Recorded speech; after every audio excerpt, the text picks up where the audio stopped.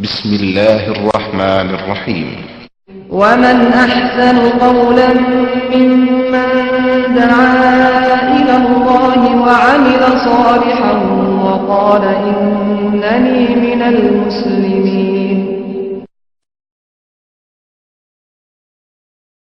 إن الحمد لله نحمده ونستعينه ونستغفره ونعوذ بالله من شرور أنفسنا ومن سيئات أعمالنا من يهده الله فلا مضل له ومن يضلل فلا هادي له وأشهد أن لا إله إلا الله وحده لا شريك له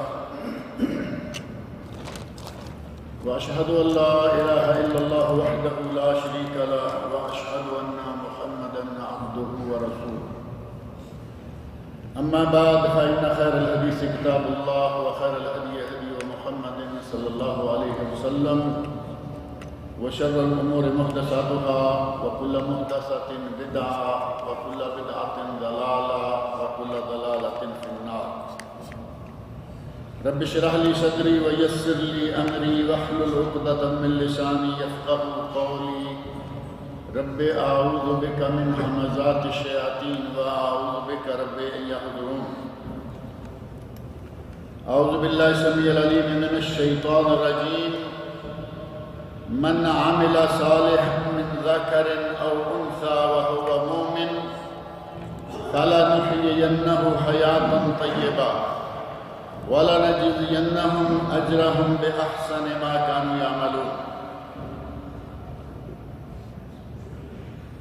یہ سورۃ النحل قرآن کریم کی 16ویں نمبر پر جو سورت ہے، سورۃ النحل کی آیت نمبر 97 ہے. اس آیت میں اللہ رب العزت نے ہمیں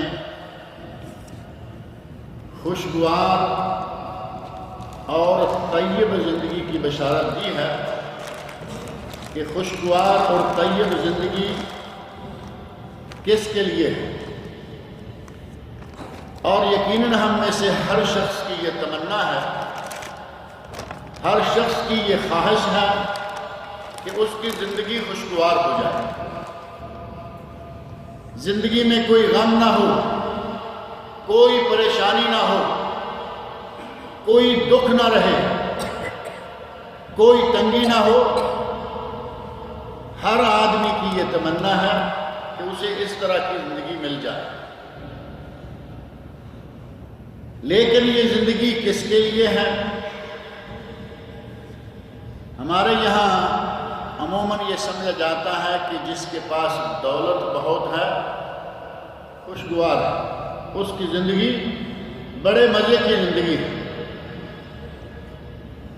جبکہ دولت مند یہ ضروری نہیں ہے کہ اس کا دل مطمئن بھی ہو، وہ سکون میں بھی ہو. لوگوں کو نظر آ رہا ہے، لوگ دیکھتے ہیں کہ بڑے مزے سے اتنی بڑی کوٹھی، اتنی بڑی گاڑی، فیکٹریاں، ملیں، یہ اور وہ، اور اس بیچارے کو رات کو نیند نہیں آتی. ایسے بے شمار مالدار آپ دیکھیں گے کہ وہ اپنی مرضی سے سو نہیں سکتے. جس آدمی کو اپنی مرضی سے سونا چاہے اور نیند نہ آئے، کیا اس کی زندگی خوشگوار ہو سکتی ہے؟ وہ تو اس دولت کے عذاب میں مبتلا ہے. سونا چاہتا ہے، نیند نہیں آ رہی، اور ڈاکٹروں سے گولیاں اور دوائیاں لے رہا ہے. ڈاکٹر صاحب رات کو نیند نہیں آتی. اتنی دولت کا مالک اسے چاہیے مزے سے سو جائے. اسے نیند نہیں آ رہی، اس کا معنی یہ ہوا کہ اس کا دل مطمئن نہیں، اسے سکون حاصل نہیں، اس کے دل کو چین حاصل نہیں. اس کی زندگی انتہائی مشقت والی اور مشکل زندگی. دولت ہی سب کچھ نہیں ہوتا. اس کے مقابلے میں آپ کچھ غریب ایسے دیکھیں گے. میں یہ تو نہیں کہتا کہ انہیں حیات طیبہ حاصل ہے. حیات طیبہ کا معیار اللہ رب العزت نے دیا ہے، وہ میں ذکر کرتا ہوں. غریب آدمی دن بھر محنت کرتا ہے، شام کو روٹی کھاتا ہے، جہاں لیٹتا ہے وہیں سو جاتا ہے. کوئی پریشانی نہیں، کوئی گولی نہیں، کوئی دوا نہیں، کوئی انجیکشن نہیں، جہاں لیٹا وہیں سو گیا۔ اس امیر سے یہ 1000 گنا بہتر نہیں؟ اپنی مرضی سے سوتا ہے، اپنی مرضی سے اٹھتا ہے، کوئی غم نہیں، کوئی پریشانی نہیں، دن چڑھتا ہے کمانے نکل جاتا ہے، رات پڑتی ہے سونے نکل آتا ہے۔ اور اگر کوئی سمجھتا ہے کہ دولت اس کے ساتھ اولاد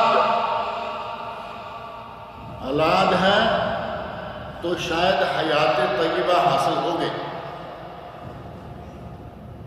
آپ ایسے لوگوں کو دیکھیں گے، میں بھی دیکھتا ہوں کہ وہ اولاد کے ہاتھوں 8 آنسو ہوتے ہیں، اپنی اولاد کے ہاتھ۔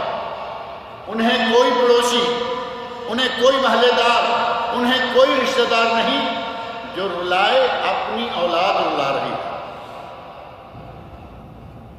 اور ایسے والدین بھی موجود ہیں، وہ یہ کہتے سنیں گے، یا اللہ اس سے تو یہ اولاد تو ہمیں نہ دیتا تو اچھا تھا۔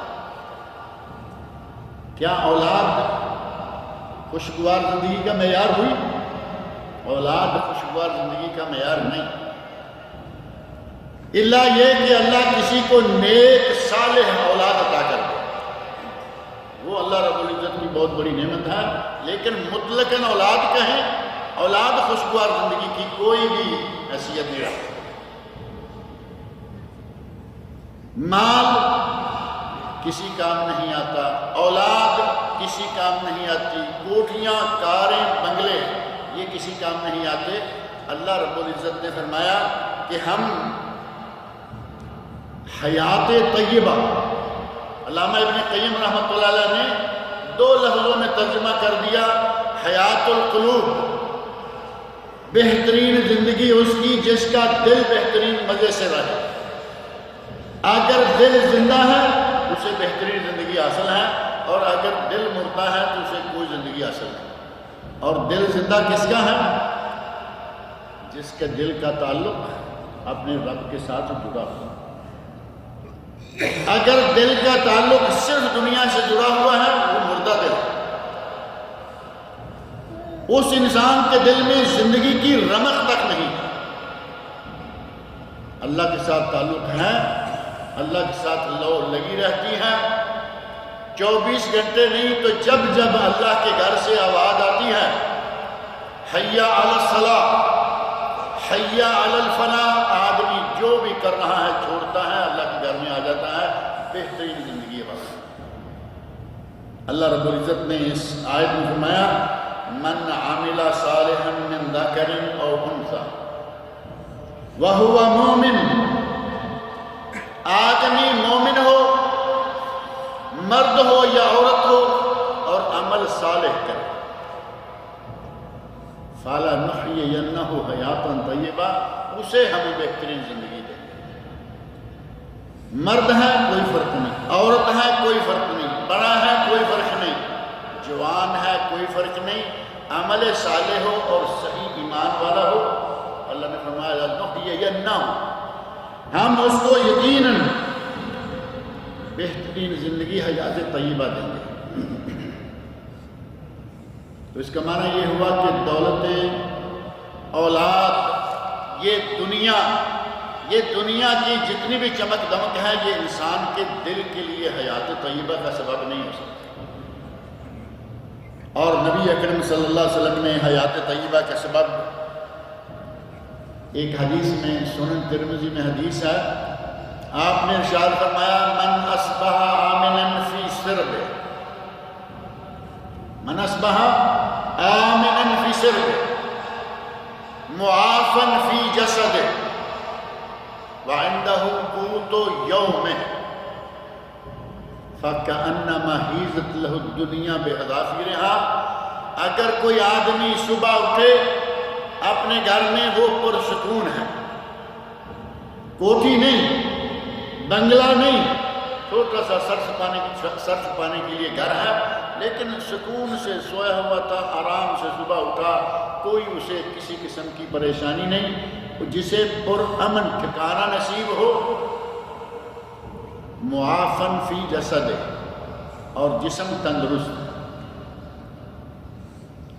تندرست تو لفظ سمجھتے ہیں نا اردو میں ہے، تن کا معنی جسم اور درست کا معنی صحیح، یعنی کوئی بیماری نہیں، کوئی چوٹ نہیں، کوئی زخم نہیں، آدمی صحت مند ہے، تندرست ہے، اپنے گھر میں پرامن ہے، کسی قسم کا کوئی اندرونی بیرونی خطرہ نہیں۔ وَعِنْدَهُ قُوتُ يَوْمٍ، اس کے پاس ایک دن کی روٹی موجود ہے۔ قوت یوم، ایک دن کی غذا۔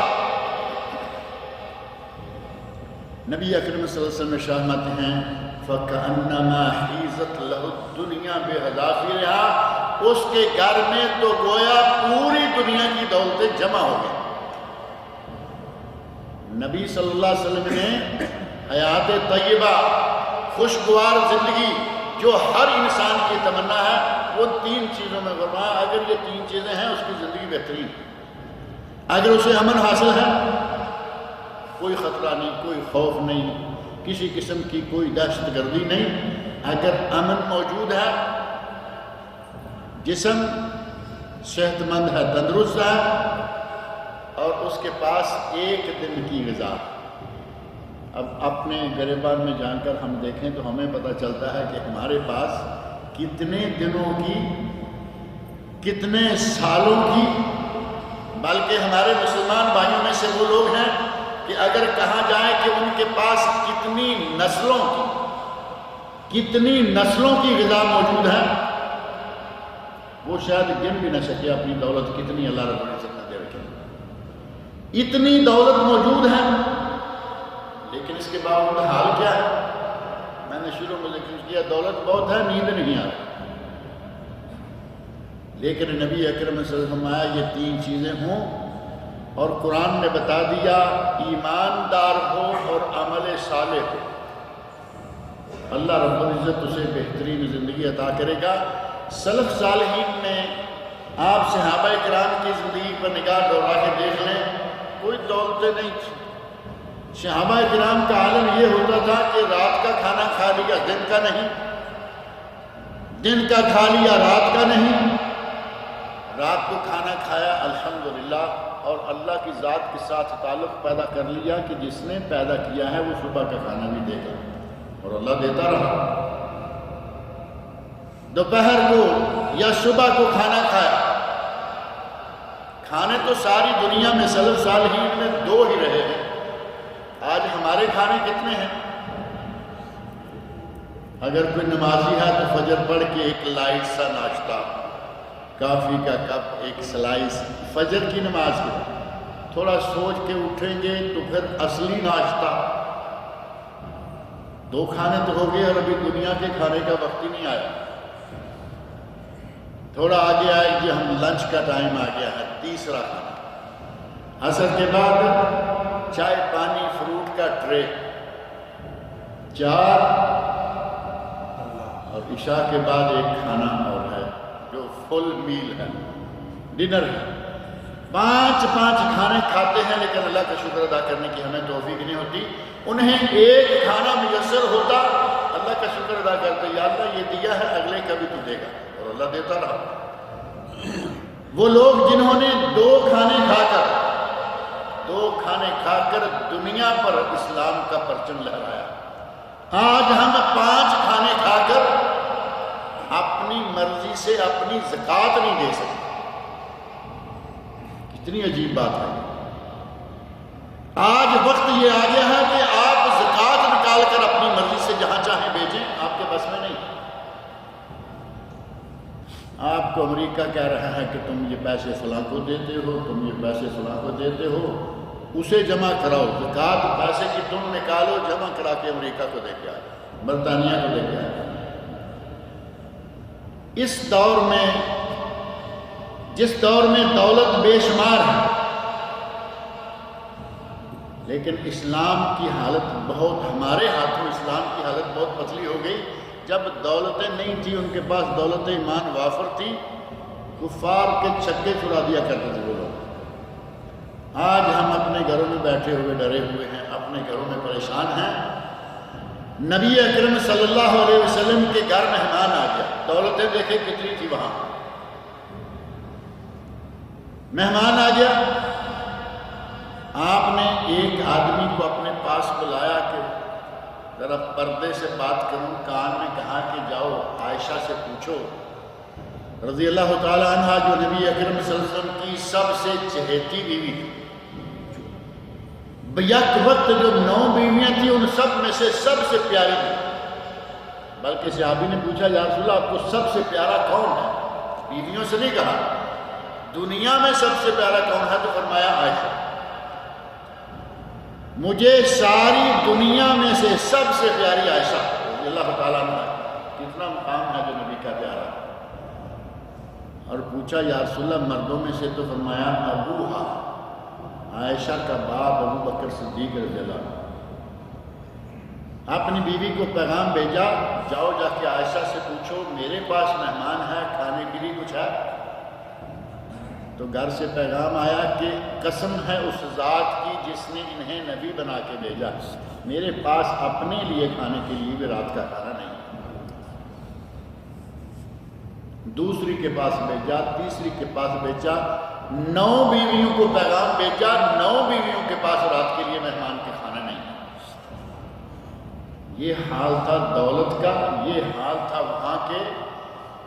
لیکن زندگی کتنی خوشگوار تھی، دنیا میں سے شاید کسی کی اتنی خوشگوار زندگی نہ گزری ہو. شاید والی کیا بات ہے، نبی سے زیادہ خوشگوار زندگی کس کی ہو سکتی. لیکن گھر میں کھانا نہیں، جب مل گیا کھا لیا، نہیں ہے کبھی کھجور کھا لی، کبھی پانی پی لیا، الحمدللہ. ان لوگوں کے یہاں دولت معیار نہیں تھی، ان لوگوں کے یہاں اولاد معیار نہیں تھی. اللہ رب العزت نے جو معیار دیا وہ اس پر مکمل طور پر پورے موجود تھے. اور اللہ رب العزت نے انہیں دل میں خوشگوار زندگی، دل میں بہترین زندگی دے رکھی تھی.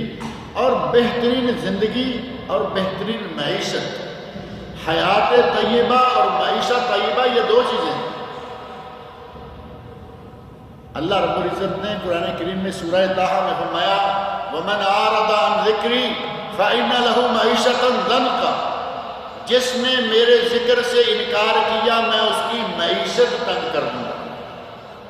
وہاں اللہ نے یہ نہیں فرمایا فَإِنَّ لَهُ حَيَاةً ضَنْكَ، زندگی نہیں بلکہ معیشت تنگ کر دوں گا. اور یہاں اللہ نے فرمایا کہ بندہ اگر مومن ہے، بندہ اگر ایمان والا ہے اور وہ عمل صالح سر انجام دیتا ہے تو فرمایا لَنُحْيِيَنَّهُ حَيَاةً طَيِّبَةً، ہم اسے بہترین زندگی دیں گے. وَلَنَجْزِيَنَّهُمْ أَجْرَهُمْ بِأَحْسَنِ مَا كَانُوا يَعْمَلُونَ، اور ان لوگوں کو ہم ان کے عمل کا بہترین بدلہ بھی دیں گے. دنیا میں خوشگوار زندگی اور آخرت میں بہترین بدلہ. کسی بزرگ سے پوچھا گیا کہ جنت کیا ہے، تو انہوں نے کہا دنیا میں اگر کسی کو خوشگوار زندگی مل جائے تو یہ دنیا کی جنت ہے، اور جسے دنیا میں خوشگوار زندگی مل گئی اسے آخرت میں بھی اللہ جنت عطا کرے. آدمی صبح شام دن رات گھر باہر ہر جگہ پوری طرح مطمئن ہو، کوئی خوف کوئی خطرہ کوئی پریشانی نہ ہو، اس کی زندگی جنت ہے.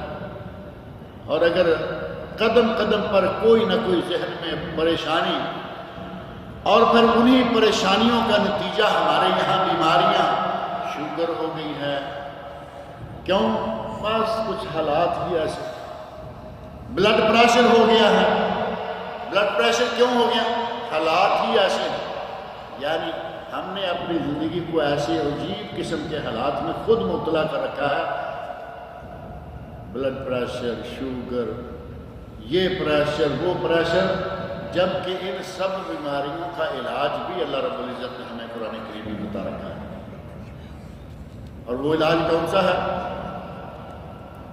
اگر دل مطمئن ہو، دل تندرست و توانا ہو، دل زندہ ہو، تو کیا اس میں پریشر رہے گا؟ بلڈ پریشر کب ہوتا ہے؟ جب دل کی دھڑکن تیز ہو جائے. سیدھی بات، دل بیمار ہو جائے.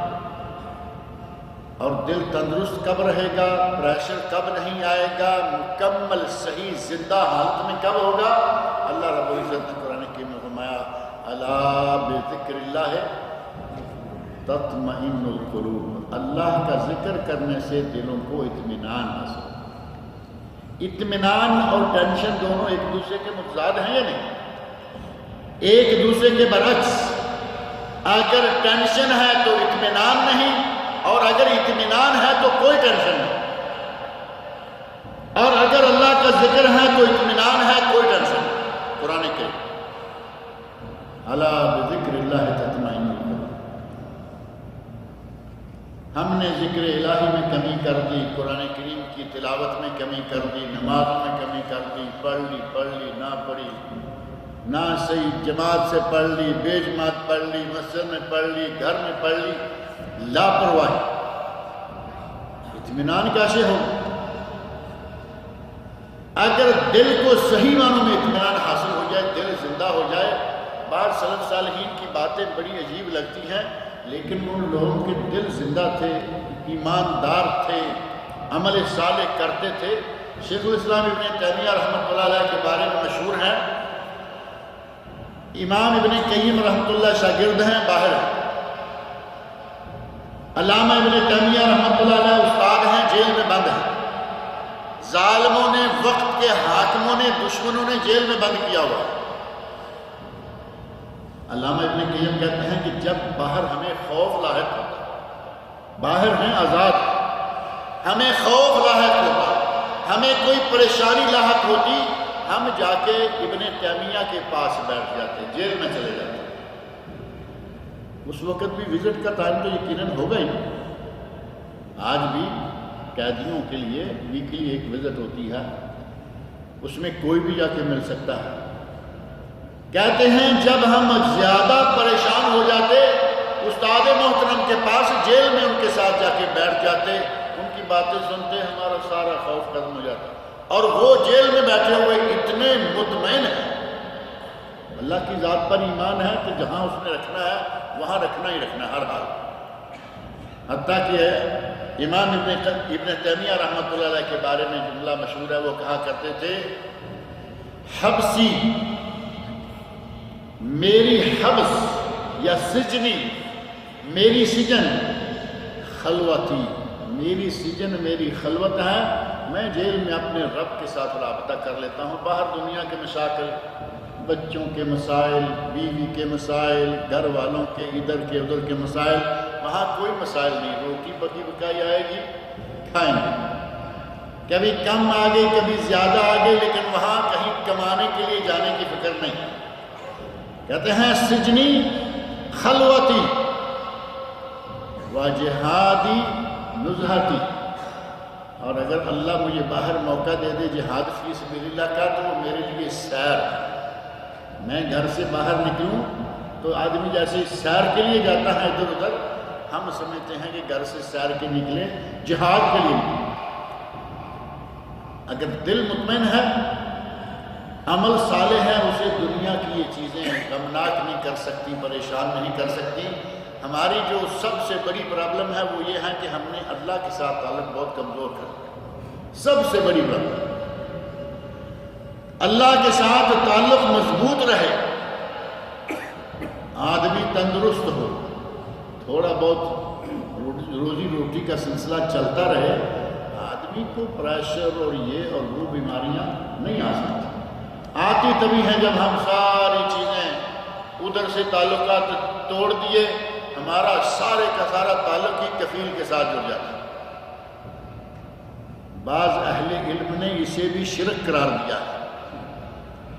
اللہ سے ڈرنے کی بجائے کفیل سے، اللہ کے رازق، اللہ کے روزی رساں ہونے کے بجائے یہ سارے کا سارا تعلق کفیل سے جوڑ۔ یہاں ہوتے ہوئے کفیل سے یہ لفظ سمجھنا تو کوئی مشکل نہیں ہے نا، ہر کسی کا کوئی نہ کوئی کفیل ہے، کسی کی کفیل کمپنی ہے، کسی کا کفیل کوئی شیخ ہے، کسی کا کفیل کوئی ہے، سپانسر۔ ہم نے اللہ سے تعلق توڑ کر سپانسر سے تعلق جوڑ رکھا ہے، اور اسی کا نتیجہ ہے کہ ہمیں دڑکا سا لگا رہتا ہے، پتہ نہیں اس مرتبہ ایگریمنٹ رینیو ہوگا نہیں ہوگا، پتہ نہیں اگلے سال یہاں رہیں گے یا ایگزٹ لگ جائے گا۔ اگر ہمارا تعلق اللہ کے ساتھ رہے، ہمیں یہ ٹینشنیں نہ آئیں، ہمیں یہ بلڈ پریشر نہ ہو، ہمیں اس قسم کی چیزیں شوگر کے کھاتے میں نہ بھیج دیں، بلکہ اللہ کی ذات پر بھروسہ ہونے کے نتیجہ میں ہمیں حیات طیبہ ملے، اور حیات طیبہ مل جائے تو اس سے بہترین کوئی چیز نہیں۔ اپنے گریبان میں بھی جھانکوں، آپ بھی جھانکیں، اور ہمیں چاہیے کہ غور کریں یہ پریشانیاں جو ہم آج خود بنائے بیٹھے ہیں، ایک جست لگائیں، ایک جھٹکا دیں اپنے سر کو، جتنے شیطانی وساوس ہیں ان کو نکالیں، اللہ کے ساتھ اپنا تعلق قائم کریں، عبادت میں حلاوت ملے گی، عبادت میں حلاوت ملے گی، اور اس دنیا میں انشاءاللہ حیات طیبہ جو اللہ نے کہا وہ ملے گی، اور یہ ساری چیزیں خوشگوار زندگی کے لیے ضروری ہیں۔ اگر یہ نہ ہوگی تو پھر کچھ نہیں۔ ذکر الہی بکثرت، نماز پنجگانہ پوری پابندی کے ساتھ، اپنے والدین کی خدمت، جو اللہ رب العزت نے اپنی عبادت کے بعد فوری طور پر کہا میری عبادت کے بعد تم پر اپنے ماں باپ کی خدمت فرض ہے۔ قرآن کریم میں یہ الفاظ موجود ہیں، وَقَضَىٰ رَبُّكَ أَلَّا تَعْبُدُوا إِلَّا إِيَّاهُ وَبِالْوَالِدَيْنِ إِحْسَانًا، اللہ نے یہ تمہیں حکم دیا ہے۔ قضا بمعنی حکم، امر، اللہ نے تمہیں حکم دیا ہے کہ عبادت کرو تو صرف اللہ کی، وَبِالْوَالِدَيْنِ إِحْسَانًا، فوراً کہا کہ پھر دوسرا کام یہ کرو کہ اپنے ماں باپ کے ساتھ صلہ رحمی کریں، حسن سلوک کریں، قرابت داروں سے اچھے تعلقات رکھیں، اور جتنا جتنا موقع ملے اللہ کے ذکر سے اپنی زبان کو تر رکھیں۔ اور موقع ہمیں بہت ملتے ہیں لیکن ہم بھول جاتے ہیں۔ ڈاکٹر کے پاس گئے، ڈاکٹر کے پاس آپ کو معلوم ہے لائنیں ڈاکٹر صاحب لگی ہوئی ہوتی ہیں، باری آئے گی کب؟ یقین جانے بعض مرتبہ 2 گھنٹے باری آنے میں لگ جاتے، ڈاکٹر تک پہنچنے میں 2 گھنٹے۔ اس 2 گھنٹے میں ڈاکٹر صاحب کو گالی دینے کی بجائے اللہ کا ذکر کیا جا سکتا ہے یا نہیں؟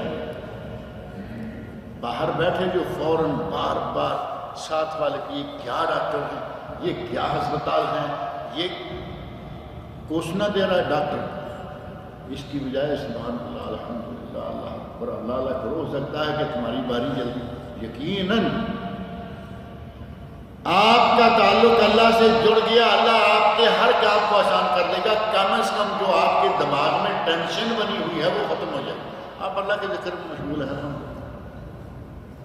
ہمیں بہت موقع ملتے ہیں، اور کبھی کبھی ایسا ہے کہ وہ تو ڈاکٹر صاحب ہیں، بلڈنگ میں جانا ہے، بلڈنگ ذرا لمبی ہے، اس میں جو لفٹ لگی ہوئی ہے اس کے انتظار میں 1-2-4 منٹ لفٹ جگ گئی ہے، آئے گی، راستے میں روک لیا، نیچے کسی نے روک، کبھی کبھی ایسا ہوتا ہے یا نہیں؟ اور ایسی ساری جگہوں پہ میں دیکھتا رہتا ہوں، آپ بھی دیکھتے ہوں گے یقیناً، کوشش کیا کریں کہ پڑھ لیا کریں ان الفاظ کو، اغتنم الانتظار، یہ الفاظ وہاں لکھے ہوئے ہیں، اس انتظار کو غنیمت جانو، کس کام کے لیے؟ بذکر اللہ والاستغفار، اغتنم الانتظار بالاستغفار، اس انتظار کو توبہ طائب کرنے میں، اللہ کا ذکر کرنے کے لیے غنیمت سمجھو۔ اب بار بار دیکھتے ہیں، کہاں پہنچی لفٹ، کہاں پہنچی، سبحان اللہ الحمدللہ اللہ اکبر۔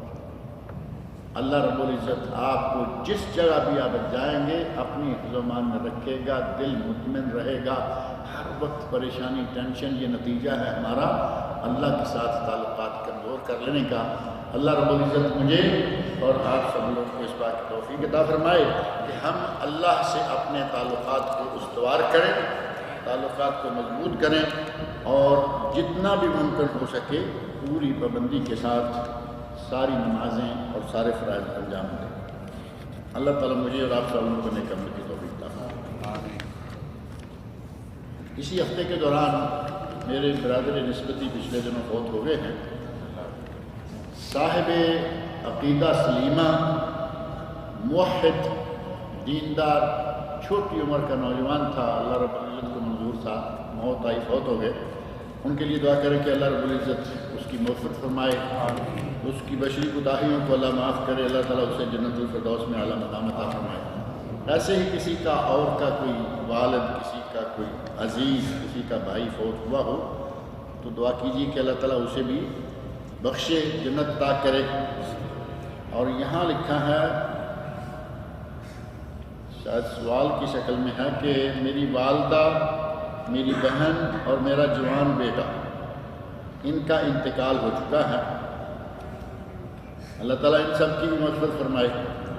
کہتے ہیں ان کو نیکی اور ثواب کس طرح پہنچایا جا سکتا ہے؟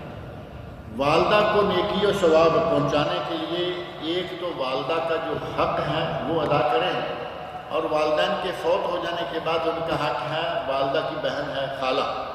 نبی صلی اللہ علیہ وسلم کا ارشاد ہے، الخالۃ بمنزلۃ الام، خالہ ماں کی جگہ ہوتی ہے، خالہ سے اس میں سلوک کریں، انشاءاللہ اس کا ثواب آپ کو بھی ملے گا، آپ کی والدہ کے لیے بھی۔ اور ساتھ کسی کا والد ہے، اس کا بھائی ہے، چچا ہے، والد ہیں، اس کے دوست ہیں، والدہ ہیں، اس کی سہیلیاں ہیں، بوڑھی عورتیں ہیں، جوان ہیں، ان کے ساتھ اچھا تعلق رکھیں، اور والدہ کی طرف سے اللہ کی راہ میں صدقہ دیں، تھوڑا ہو یا بہت ہو۔ یہ نہیں کہ یہ 2-4 ریال اب میں کیا دوں، آپ کے پاس 1 ریال ہے، غریب کو دے، نیت کریں یا اللہ اس کا ثواب میری ماں کو جائے، یا اللہ اس کا ثواب میرے باپ کو جائے، یہ بھی غنیمت ہے۔ جتنا ہو سکے صدقہ کریں اور نیت کریں کہ یا اللہ یہ میں اپنی ماں یا باپ کے ایصال ثواب کے لیے کر رہا ہوں، اللہ رب العزت انہیں ثواب عطا کرے گا۔ ان کو ثواب پہنچانے کے یہی ذرائع ہیں، آپ کا بیٹا ہو، بھائی ہو، بہن ہو، والد ہو، والدہ ہو یا کوئی بھی ہو، ثواب پہنچانے کا طریقہ یہ ہے کہ تھوڑا سا خرچہ کریں۔ ہم ایک اور طریقہ تلاش کیے ہوئے ہیں، اور اس میں خرچہ بھی کوئی نہیں آتا، کہیں گے جی 100 نفل پڑھتا ہوں اور یہ میں بخش دیتا ہوں اپنے فلاں کے لیے۔ قرآن و سنت میں چیز ثابت ہی نہیں ہے، آپ کے بخشنے سے کیا ہوگا؟ یہ فری تو ہے، 100 وضو کیا اور 100 نفل پڑھ دیے، یہ ثواب کہیں بھیجیں گے یہ ثابت نہیں۔ قرآن کریم بیٹا پڑھے، ماں کو باپ کو ثواب جائے گا، کیونکہ اس بیٹے کے دنیا میں آنے کا سبب وہ ہے، انہوں نے اس کی تربیت کی، پرورش کی۔ استاد کو بھی ثواب جائے گا، کیونکہ استاد نے اپنے شاگرد کو پڑھایا اور قرآن کریم سکھایا ہے۔ لیکن محلے والوں کو ثواب کیسے جائے گا؟ نہ انہوں نے اسے جنم دیا، نہ انہوں نے اس کی تربیت کی، نہ انہوں نے اسے سکھلایا، ان کو ثواب، ان کا پڑا ہوا ثواب اس کو کیسے آئے گا؟ ہمارے یہاں محلے کے لوگوں کو اکٹھے کر لیتے ہیں، خاتون فارغ ہے، اس نے کہا کہ چلیں آج سہیلیاں اکٹھی کر لیتے ہیں، خواتین کو اکٹھا کیا، رونق لگی ہوئی ہے، سپارے بٹ رہے ہیں، اور بعد میں شرینی بٹ رہی ہے، یہ ہو رہا وہ ہو رہا۔ یہ قرآن خوانی ہے کس کے لیے؟ کسی فوزلہ کی۔ قرآن و سنت میں اس کا کوئی ثبوت نہیں ملتا کہ اس طرح قرآن خوانی کے حلقے اور اس طرح قرآن خوانی لفظی طور پر، لغوی طور پر جائز، صحیح، باعث اجر و ثواب، لیکن قرآن خوانی کا معنی کیا ہے؟ قرآن کی تلاوت کرنا، کروانا نہیں۔ آپ تو مولوی کو بھی کرائے پہ لے کے قبرستان میں مہینہ مہینہ کے لیے باندھ دیتے ہیں کہ آؤ، سینما لگا ہوا ہے، لائٹیں لگی ہوئی ہیں، اور مولوی صاحب پورا مہینہ قبر پہ بیٹھے تلاوت کر رہے ہیں، قاری صاحب ہیں یا مولوی صاحب۔ یہ طریقہ ثابت نہیں ہے، بلکہ برِ صغیر پاک و ہند کے بڑے مشہور شخص مولانا احمد رضا خان فاضل بریلوی، فرقہ بریلویہ کے بانی، وہ کہتے ہیں کہ اگر کوئی اجرت پر قرآن پڑھے، قاری بھی گناہ گار ہے اور پڑھانے والا جو گھر والا ہے وہ بھی گناہ گار ہے۔ مرید نے پوچھا سرکار اگر اجرت طے نہ ہو تو کہتے ہیں کہ اگر یہ طے ہو کہ قرآن خوانی کے بعد شرینی بٹے گی، یعنی کو بوندی کو لڈو کو یہ وہ، کون سی قرآن خوانی ہوگی کسی گھر میں جہاں یہ چیزیں نہ ہوں؟ یا شرینی بانٹیں گے یا وہاں اور بھی کچھ چیزیں ہیں نا شرینی کے علاوہ، بریانی ہے، حلیم ہے۔ حلیم جس کے بارے میں پچھلے دنوں بڑا ایک فتویٰ اٹھا تھا کہ حلیم کو حلیم نہیں کہنا چاہیے، سنا تھا یا نہیں؟ کہتے ہیں حلیم کو حلیم نہیں کہنا چاہیے کیونکہ یہ تو اللہ تعالیٰ کا نام ہے، یہ اصل میں دلیم تھا، دلیم، اور پھر یہ حلیم ہوا لغوی، اور یہ وہ بحثیں میں پچھلے دنوں جامع علی بن ابی طالب میں بھی یہ بات کہی، جب میں اس میں تفصیل سے نہیں بات کرنے جاتا۔ اللہ کے اسماء الحسنہ میں سے الحلیم ہے۔ کبھی کسی نے کہا ہو کہ میں الحلیم کھانے لگا؟ کبھی کوئی کہے کہ میں الحلیم کھانے لگا؟ کوئی نہیں کہتا۔ حلیم کھانے لگا، حلیم اور چیز ہے اور الحلیم اور چیز ہے۔ ہم کہتے ہیں کہ یہ میرے عزیز ہیں، کہتے ہیں یا نہیں؟ اور عزیز تو اللہ کے اسماء الحسنہ سے میں ہے، یہ کیوں جگہ جگہ آپ کے عزیز ہیں؟ العزیز یہ اللہ تعالیٰ کا اسم حسنہ ہے، اسماء الحسنہ میں سے العزیز، الرشید، اور ہمارے یہاں محمد مولانا رشید احمد گنگوہی برصغیر پاک و ہند کے مشہور بڑے عالم علامہ رشید احمد گنگوہی، رشید احمد بہت سارے نام ہیں۔ قرآن نے کہا، لوط علیہ السلام کے پاس جب وہ آگے قوم کے لوگ، تو حضرت لوط علیہ السلام نے کہا الیس منکم رجل رشید، تم میں سے کوئی عقل مند آدمی نہیں، میرے مہمانوں کو پریشان کرنے آ گئے۔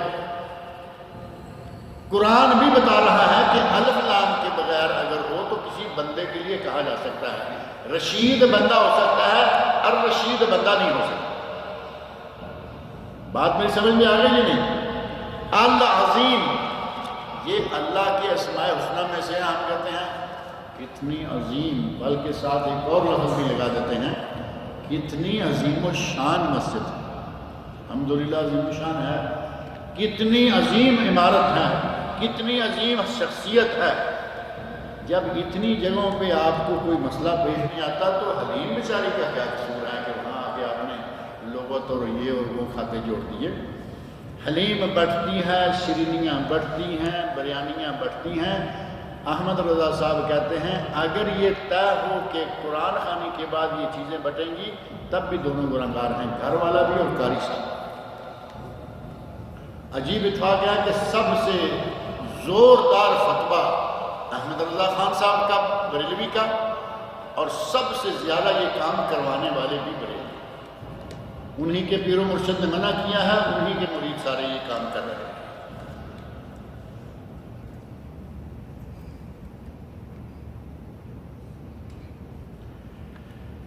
جو اللہ کا شکر ادا کرنے کے طور پر یا پھر ہماری کوئی بات پوری ہو جائے تو ہم جو 2 رکعت شکرانے کے نفل پڑھتے ہیں،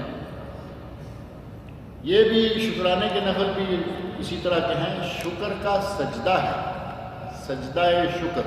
نبی اکرم صلی اللہ علیہ وسلم سے ثابت ہے کہ اگر کوئی بشارت آتی آپ سجدہ شکر ادا کرتے، فوری طور پر سجدے میں گر جاتے، اور سجدہ اکیلا یا شکر کا جائز ہے، سجدہ تلاوت جائز ہے۔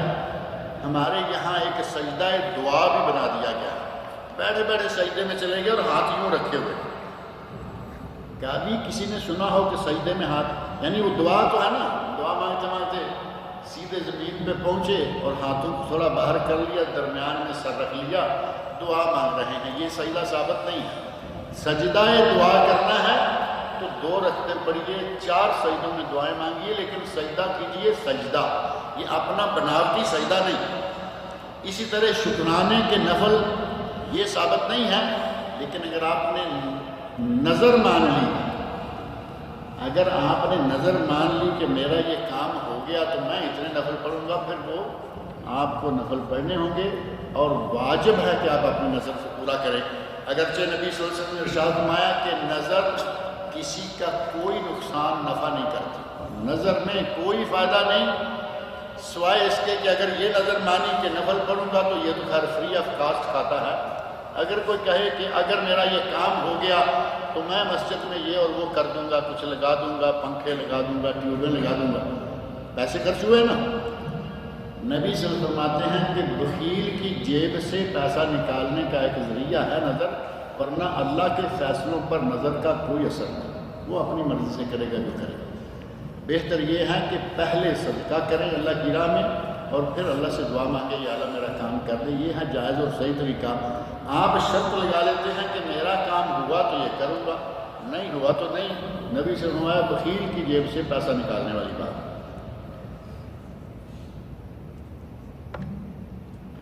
یہ کچھ سوالات ہیں کہ صوفیزم یا تصوف کا تصور کب اور کیسے وجود میں آیا، دین اسلام پر اثرات اور شرعی حیثیت سے متعلق رہنمائی فرما دیں.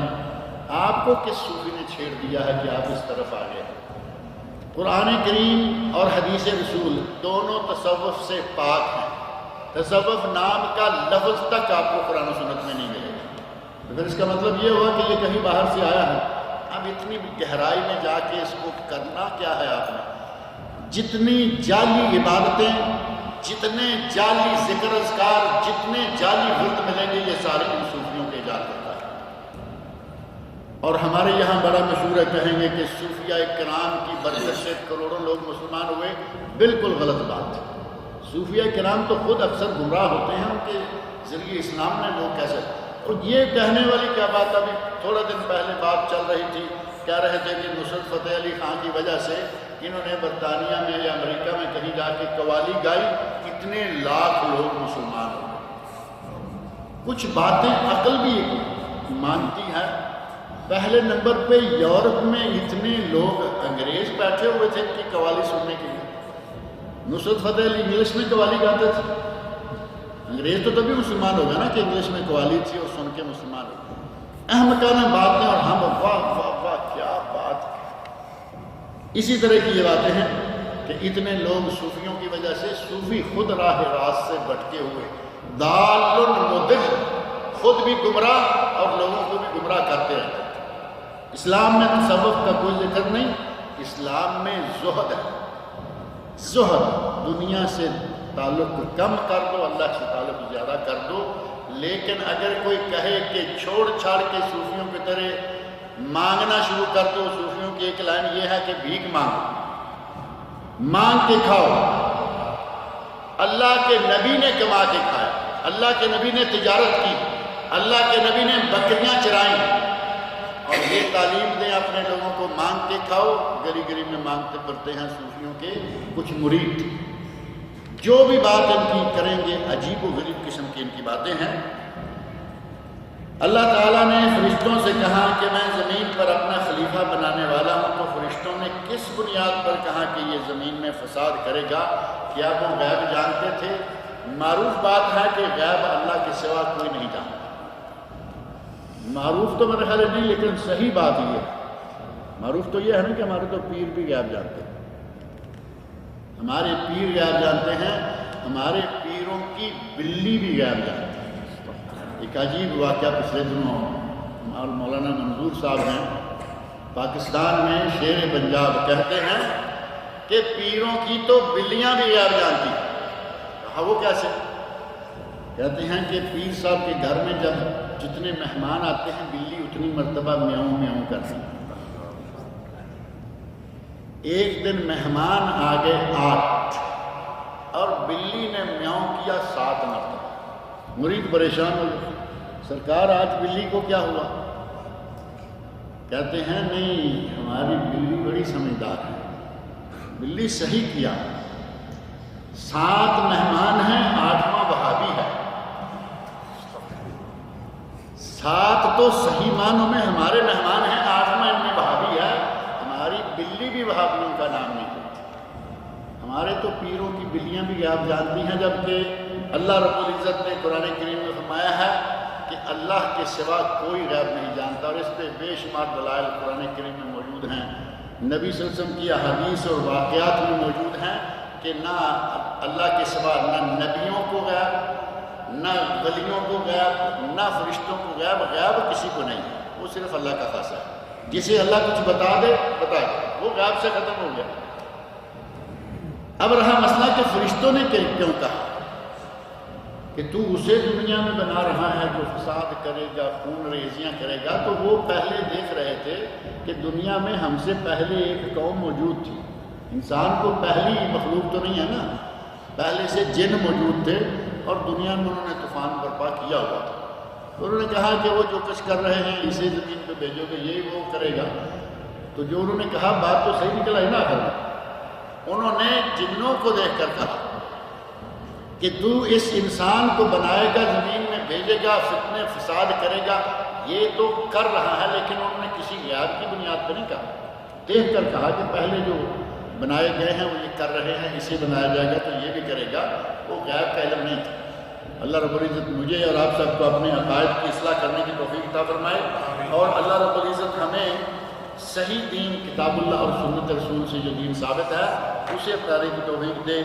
صوفیوں سے اور ادھر سے اور ادھر سے دین نہیں آتا، خرافات آتی۔ اللہ تعالیٰ ہمیں ان سے محفوظ ہے۔